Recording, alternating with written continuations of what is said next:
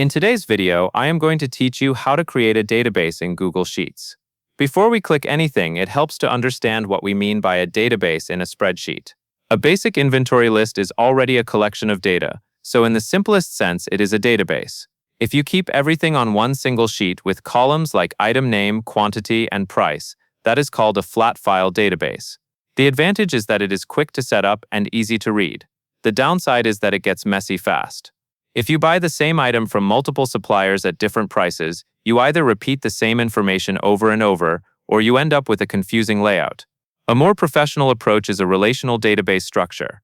Instead of one giant list, you organize your data into multiple tables that connect to each other using unique IDs. For an inventory system, that usually means a products table, a suppliers table, and a transactions table. Products stores things like the product name, category, and a SKU that acts as a unique identifier.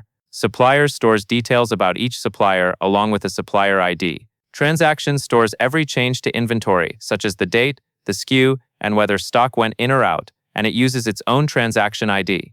The key idea is that the SKU or ID links everything together, so you update important details in one place and keep the rest consistent. Now let us build this in Google Sheets using an inventory list template. Open the Google Sheets inventory template copy so you are starting with a structured file instead of a blank sheet. Once it loads, begin selecting the key areas of the template by clicking the highlighted sections shown on screen. As you click through each highlighted area, you are reviewing the parts of the sheet that represent your tables and the fields you will rely on, like identifiers, names, and transaction details. Take your time here and click carefully, because these highlighted sections are the foundation of how your data stays organized. As a practical tip, keep your IDs truly unique and consistent.